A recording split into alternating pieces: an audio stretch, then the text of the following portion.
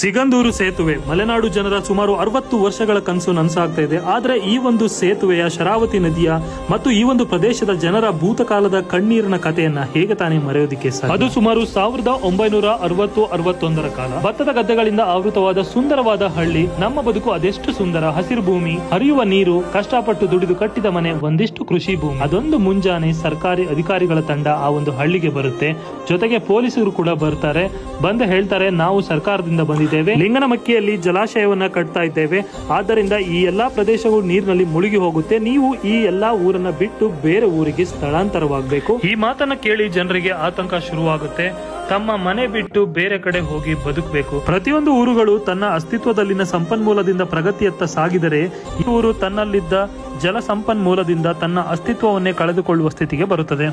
1951ರಲ್ಲಿ ನಿರ್ಮಾಣವನ್ನ ಶುರು ಮಾಡಿ 1964ಕ್ಕೆ ಸಂಪೂರ್ಣವಾಗಿ ಲಿಂಗನಮಕ್ಕಿ ಡ್ಯಾಮ್ ಅನ್ನ ಕಟ್ತಾರೆ. 2.4 ಕಿಲೋಮೀಟರ್ ಉದ್ದ ಮತ್ತೆ 1819 ಅಡಿಗಳಷ್ಟು ಎತ್ತರದ ಜಲಾಶಯ ನಿರ್ಮಾಣವಾಗುತ್ತೆ. ಇದು ಮಲೆನಾಡಿನ ಶರಾವತಿ ನದಿ ತಟದ ಪ್ರದೇಶಗಳಿಗೆ ಆಳವಾದ ಮತ್ತೆ ದುರ್ಗಮವಾದ ಪರಿಣಾಮವನ್ನು ಬೀರುತ್ತೆ. ಅಂದರೆ ಸಾಗರದ ಸುಮಾರು 99 ಗ್ರಾಮಗಳು ಮತ್ತೆ ಹೊಸನಗರ ತಾಲೂಕಿನ 76 ಗ್ರಾಮಗಳು ಸಂಪೂರ್ಣವಾಗಿ ನೀರಿನಲ್ಲಿ ಮುಳುಗಡೆ ಆಗ್ತವೆ. ಮತ್ತೆ ಸುಮಾರು 12,000 ಜನರನ್ನ ಈ ಪ್ರದೇಶದಿಂದ ಬೇರೆ ಪ್ರದೇಶಗಳಿಗೆ ಮುಳುಗಡೆಯಾದ ನಂತರ ಅಲ್ಲಿದ್ದ ಜನರೆಲ್ಲ ಸರ್ಕಾರದ ಒತ್ತಾಯಕ್ಕೆ ಮತ್ತೆ ಅನಿವಾರ್ಯ ಕಾರಣಗಳಿಂದ ಆ ಊರನ್ನು ಬಿಟ್ಟು ಬೇರೆ ಊರುಗಳಿಗೆ ಹೊಸ ಜೀವನವನ್ನು ಹುಡ್ಕೊಂಡು ಹೋಗ್ತಾರೆ.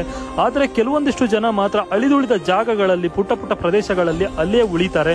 ಆದ್ರೆ ಅಲ್ಲಿ ಉಳಿದಂತ ಜನರಿಗೆ ಯಾವುದೇ ರೀತಿಯ ಮೂಲಭೂತ ಸೌಕರ್ಯಗಳು ಇಲ್ಲದೆ ಮತ್ತೆ ಒಂದು ದಡದಿಂದ ಇನ್ನೊಂದು ದಡಕ್ಕೆ ಸಂಪರ್ಕಗಳಿಲ್ಲದೆ ಅವರು ಪಟ್ಟಂತ ಕಷ್ಟಗಳು ಒಂದೆರಡಲ್ಲ. ತಮ್ಮ ನೆಲದ ನೀರಿನಿಂದ ರಾಜ್ಯಕ್ಕೆ ಬೆಳಕು ನೀಡಿ ಉರಿಯುವ ದೀಪದ ಕೆಳಗಿನ ಕತ್ತಲೆಯಂತೆ ಪೂರ್ತಿ ಜೀವನವನ್ನ ಕತ್ತಲೆಯಲ್ಲೇ ಕಳೆಯುತ್ತೆ ಈ ಒಂದು ಪ್ರದೇಶ.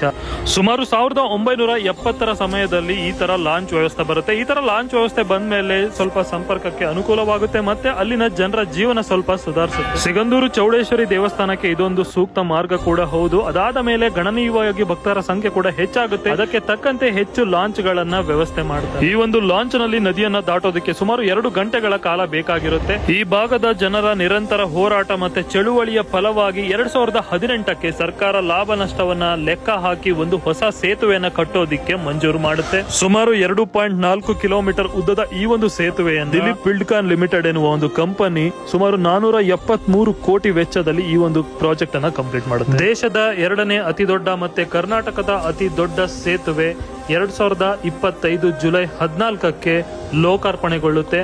Thank you.